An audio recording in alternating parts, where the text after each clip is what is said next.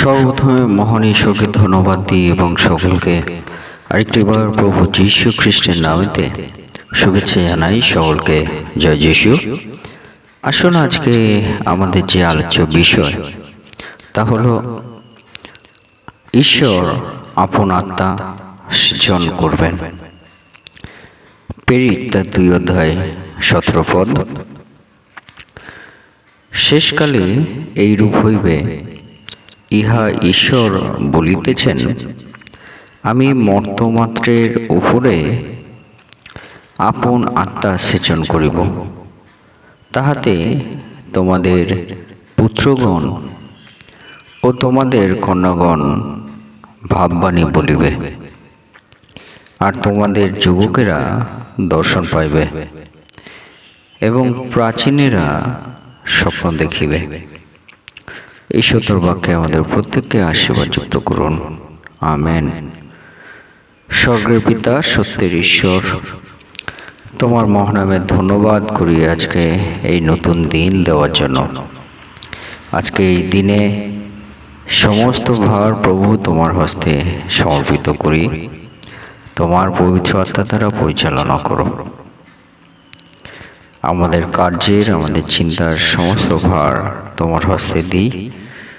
তুমি আমাদেরকে চালাও। এবং প্রভু, আজকে যে বাক্য শোনার সুযোগ করে দিয়েছ, এই বাক্যের মধ্য দিয়ে তুমি আমাদের জীবনে কথা বলো। আমাদের আত্মিক জীবন বৃদ্ধিতে তুমি আশীর্বাদ করো। এই প্রার্থনা একমাত্র প্রভু যীশু খ্রিস্ট নামে চাই। আমেন। জয় যীশু, জয় যীশু। আজকে আমরা দেখি আমাদের পিতা ঈশ্বর, তিনি আমাদেরকে বলতে চান, তিনি তার আপন আত্মা আমাদের জীবনে তিনি সেচন করবেন, অর্থাৎ আমাদের জীবনে তিনি দান করবেন। তার আপন আত্মা দ্বারা আমাদেরকে পরিচালনা করবেন। কিন্তু পিতা ঈশ্বর তিনি তার আত্মা দেওয়ার প্রতিজ্ঞাবদ্ধ আমাদেরকে হয়েছেন, এবং সেই আত্মা যখন আমাদের জীবনে আসবে তখন বলছে, তোমাদের পুত্রগণ এবং কন্যাগণ ভাববাণী বলবে। ভাববাণী আগামী দিনে কি হবে সেই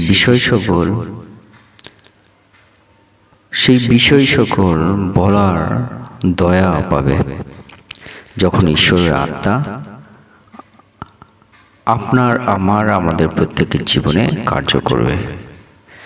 যেমন বলছে, পুত্রগণ এবং কন্যাগণ, তাহাদের জীবনে যখন ঈশ্বরের আত্মা সেচন হবে, ঈশ্বরের আত্মা আসবে, তখন বলছে ভাববাণী বলবে, আগামী বিষয় সকল বলবে। হালেলুয়া। তাই ঈশ্বরের আত্মা কতটা আমাদের জীবনে গুরুত্বপূর্ণ আমরা বুঝতে পারি যে ঈশ্বরের আত্মা আসলেই আমাদের জীবনে ভাববাণী বলার সুযোগ আমরা পাব। এবং বলছে যে তোমাদের যুবকেরা দর্শন পাইবে। দর্শন, বিভিন্ন বিষয় দর্শন দেখ, সেই দর্শন আগামী সময় কি হবে সেই দর্শনও পাবে যখন ঈশ্বরের আত্মা আমাদের জীবনে আসবে। এবং বলছে প্রাচীনেরা স্বপ্ন দেখবে। যারা প্রাচীন, যারা বয়স্ক, তারা স্বপ্ন দেখবে কি হবে ঈশ্বরের আত্মা যখন ঈশ্বর মর্তমাত্রে আমাদের প্রত্যেকের জীবনে সেচন করবেন। আর বলছে এটা কখন হবে? পিতা ঈশ্বর বলছেন যে এটা শেষকালে। শেষকালে ঈশ্বর কিন্তু তার আপন আত্মা সেচন করবেন। তাই আজকে আমরা দেখতে পারি ঈশ্বরের আত্মা সেচন হচ্ছে এবং বিভিন্ন ঈশ্বরের সন্তানেরা তারা ভাববাণী বলছে, দর্শন পাচ্ছে, স্বপ্ন দেখছে। হালেলুয়া। সেই কার্য হচ্ছে। তাই ঈশ্বরের আত্মা সেচন করা বলতে পিতা ঈশ্বর তিনি কি বলতে চাইছেন? ঈশ্বরের আত্মা সেচন করা বলতে পিতা ঈশ্বর তিনি বলতে চাইছেন যে তিনি তার আত্মা সমর্পিত করতে চান, আমাদের জীবনে সমর্পিত করতে চান, তার আত্মা আমাদেরকে দিতে চান যেন আমরা ঈশ্বরের আত্মা পাই। ঈশ্বর তিনি চান কেন? আগামী সময়ে ভাববাণী বলার জন্য, দর্শন দেখার জন্য, স্বপ্ন দেখার জন্য, যেগুলো সত্য। তাই ঈশ্বরের আত্মা সেচন করা মানে সমর্পিত করা। পিতা ঈশ্বর তিনি বলতে চান আমরা এর থেকে কি আমরা শিখতে পারি, কি আমরা বুঝতে পারি আমাদের আত্মিক জীবনে। ঈশ্বরের আত্মা সেচন করা মানে ঈশ্বর তিনি তার আত্মা সমর্পিত করতে চান।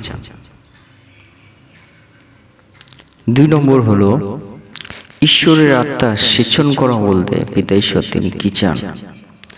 ঈশ্বরের আত্মা সেচন করা বলতে পিতা ঈশ্বর তিনি প্রকাশ করতে চান আমাদের কাছে। তিনি সত্যময় ঈশ্বর,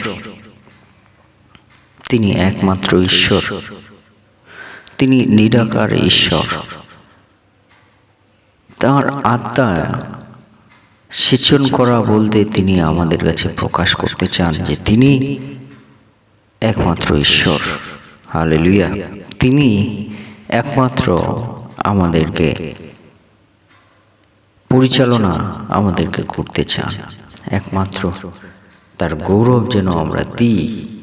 এই জন্য বিদেশে তার আত্মা দ্বারা আমাদেরকে সেচন করতে চান বলতে তিনি নিজেকে প্রকাশ করতে চান আমাদের জীবনে। হালেলুয়া! তাই ঈশ্বরের আত্মা সেচন করা বলতে আমরা কি শিক্ষা পাই? ঈশ্বর সেই আত্মা সেচন করা বলতে তিনি নিজেকে প্রকাশ করতে চান, এইটি আমরা বুঝতে পারি।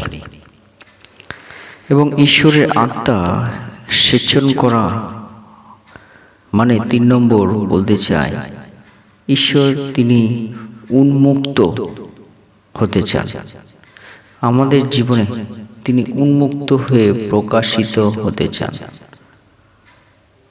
অর্থাৎ তিনি নিজেকে প্রকৃতপক্ষে তিনি নিজেকে আমাদের জীবনে উন্মুক্ত করতে চান, যাতে আমরা তাকে বুঝতে পারি, তাকে জানতে পারি, তাকে আমরা স্পর্শ পেতে পারি। সেই উন্মুক্ততা তিনি আমাদের জীবনে প্রকাশ করতে চান। হালেলুয়া!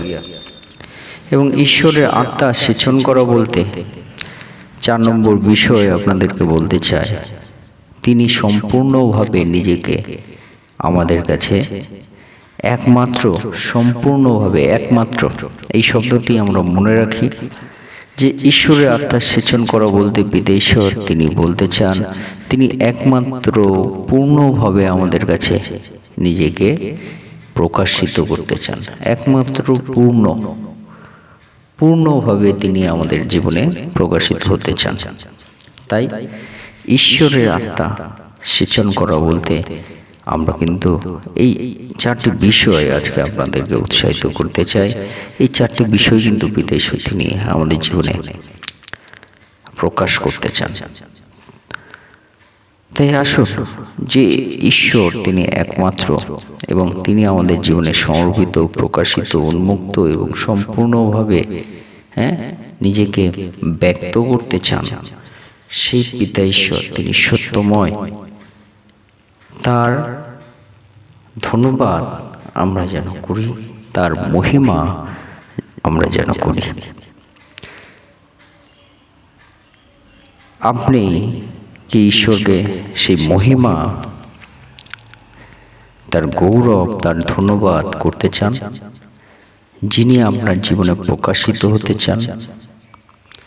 যদি তাই হয়, আসুন তার আরেকটি বার আমরা ধন্যবাদ দিই। ঈশ্বর তোমাকে ধন্যবাদ, তোমার গৌরব হোক, তোমার মহিমা হোক। ঈশ্বর তার বাক্যে আমাদের প্রত্যেককে আশীর্বাদ যুক্ত করুন।